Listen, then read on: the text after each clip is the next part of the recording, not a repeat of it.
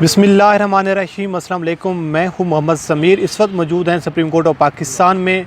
अभी समाअत ख़त्म हुई है ओपन बैलेट केस की, इसका अहवाल आपके सामने रखती हैं। आज सुप्रीम कोर्ट ऑफ पाकिस्तान में चीफ जस्टिस ऑफ पाकिस्तान की जानिब से कुछ आम रिमार्क सामने आए और चीफ जस्टिस ऑफ पाकिस्तान ने कहा कि अफसोस की बात है पाकिस्तान पीपल्स पार्टी और मुस्लिम लीग नून अपने किए गए मुआहदे से फिर गई है। इस हवाले से आज की वीडियो में तमाम तर तफसीलात आपके सामने रखेंगे और आपको ये भी बताएंगे कि आज एडवोकेट जनरल पंजाब और एडवोकेट जनरल सिंध और उसके साथ साथ KPK और बलूचिस्तान के जो तमाम सूबाई जो एडवोकेट जनरल्स हैं उन्होंने आज अपने दलाइल मुकम्मल कर लिए हैं। कल रज़ा रब्बानी साहब की बारी है और उसके बाद मुस्लिम लीग नून और उसके बाद जो टाइम दिया जाएगा पाकिस्तान बार काउंसिल्स को और सिंध हाई कोर्ट बार को। लेकिन अब हम बात कर लेते हैं कि जो केस है वो अपने मंतकी अंजाम की जानिब गामज़न है और जो सवाल किया जा रहा है, सवाल एक ही किया जा रहा है कि क्या वोट को काबिल शिनाख्त होना चाहिए या नहीं होना चाहिए। और इस हवाले से अब डिबेट जारी है कि जो मुस्लिम लीग नून और पाकिस्तान पीपल्स पार्टी और बाकी लोग वो ये कह रहे हैं कि जो सेनेट का इंतखाब है वो आर्टिकल 226 के तहत करवाया जाए। और उसकी वजह यह है कि अगर आप आइन में तरमीम करेंगे तो उसके बाद आप ओपन बैलेट के थ्रू इलेक्शन करवा सकते हैं, अदरवाइज़ आप इलेक्शन नहीं करवा सकते।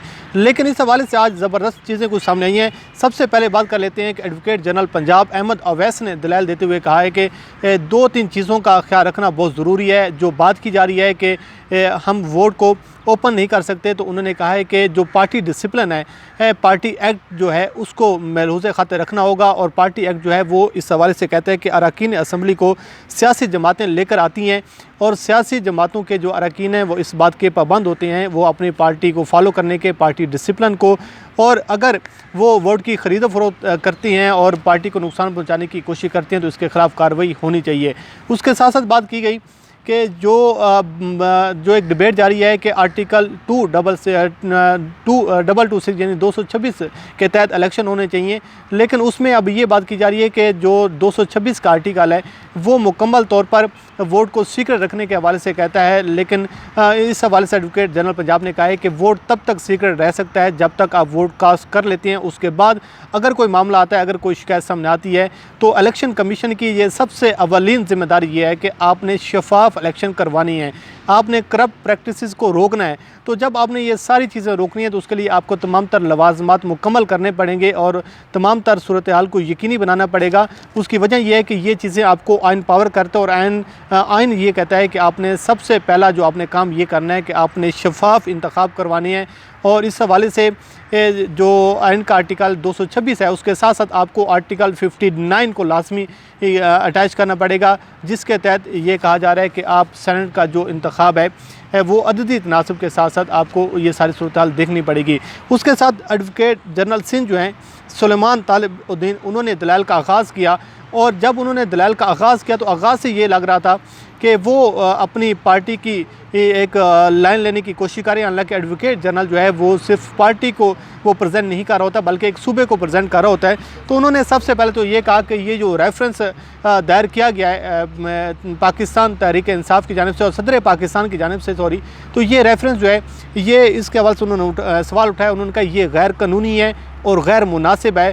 तो इसके साथ इसके हवाले से चीफ जस्टिस ऑफ पाकिस्तान ने कहा कि आप सबसे पहले हमें ये बताएं कि आप कह रहे हैं कि ये गैर मुनासिब है, ये गैर कानूनी है, क्या आर्टिकल 226 जो है वो इस हवाले से हमें इजाज़त देता है कि और को जो वोट है उसको विजिबल होना चाहिए या नहीं होना चाहिए।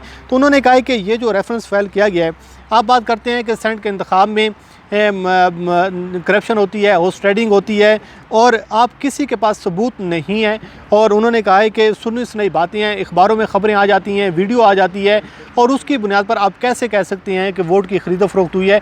आपके पास कोई एविडेंस नहीं है। जिस पर चीफ जस्टिस ऑफ पाकिस्तान ने कहा कि असल में जो आपका वोट है वो आपका प्राइमरी एविडेंस है और जब आपका प्राइमरी एविडेंस जो है वो उसके हवाले से आप ये पाबंदी लगा देती हैं कि इसको आप ओपन नहीं करेंगे, इसको आप बिल्कुल देख नहीं सकते और इसको आप सीक्रेट रखेंगे, तो फिर आपको कैसे पता चलेगा। जो सबसे पहली चीज़ ये चीज़ है कि आपका जो वोट है वो आपकी प्राइमरी एविडेंस है। तो उसके बाद फिर आप किस तरीके से चीज़ों को सॉर्ट आउट करेंगे, किस तरीके से इस मामले को हल करेंगे।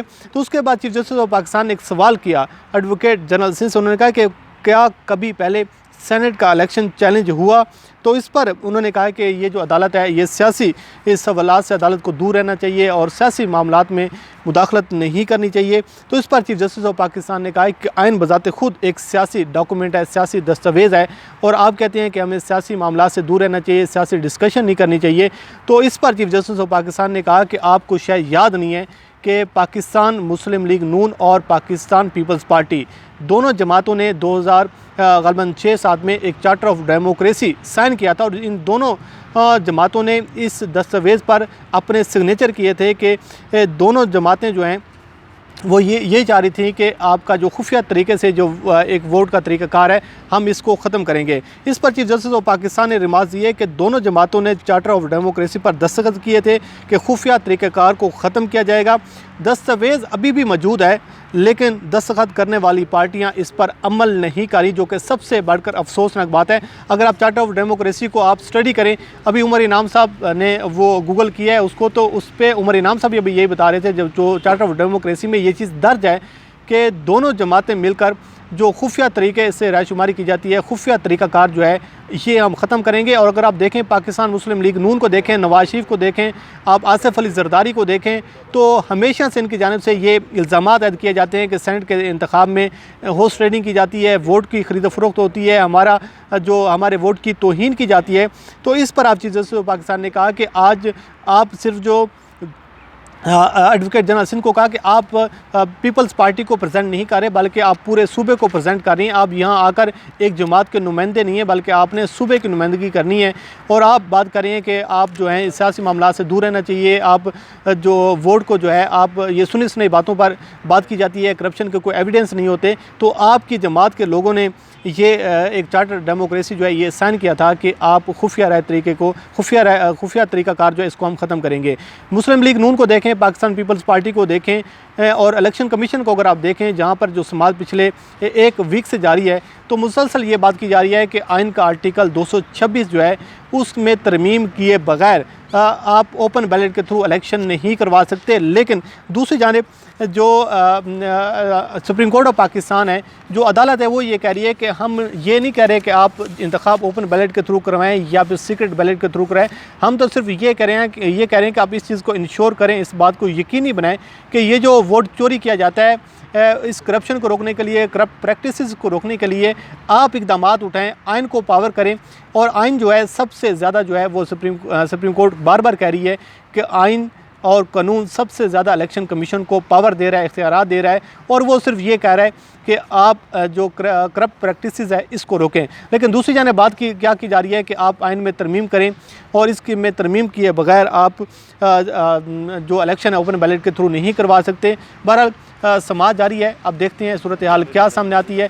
कल रज़ा रब्बानी साहब ने दलाइल का आगाज़ करना है, उसके बाद मुस्लिम लीग नून के बैरिस्टर ज़फ़रुल्लाह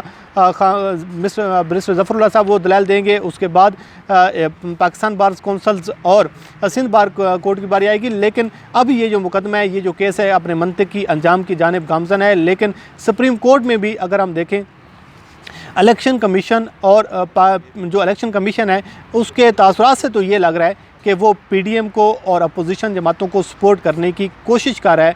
जिस तरीके से उमर इनाम साहब ने अपनी वीडियो में बताया, तो उन्होंने भी यही बात किया है कि जो इलेक्शन कमीशन के वकील हैं वो रज़ा रब्बानी साहब को मशवरे दे रहे हैं कि रब्बानी साहब आप ऐसा करें, आप वैसा करें, आपने टफ टाइम देना है, आपने बिल्कुल आपने लूज़ बॉल नहीं फेंकनी। और जो फोकस ये किया जा रहा है कि किसी न किसी तरीके से 5 जजेस जो हैं इनको इस बात पर एग्री किया जाए कि ओपन बैलेट के थ्रू इलेक्शन ना करवाएं। और आपको एक चीज़ याद रखनी होगी, यही वो अपोजिशन जमातें हैं जो माजी में कहते रही हैं कि हमारे वोट के साथ ज़्यादती की जाती है, वोट को ख़रीदो फरोख्त की जाती है, वोट की तौहीन की जाती है। लेकिन अब जब इस वोट को तहफ़्फ़ुज़ देने की बारी आ रही है, जब आज इस वोट को कॉन्स्टिट्यूशनली एक आइनी जो एक तहफ़्फ़ुज़ देने की बात की जा रही है, तो इस पर भी आज इसी अपोजिशन को और इन्हीं सियासी जमातों के इतराज़ात हैं। बहरहाल कल आपको इससे ज़रूर सारे सूरत हाल से आगाह करेंगे।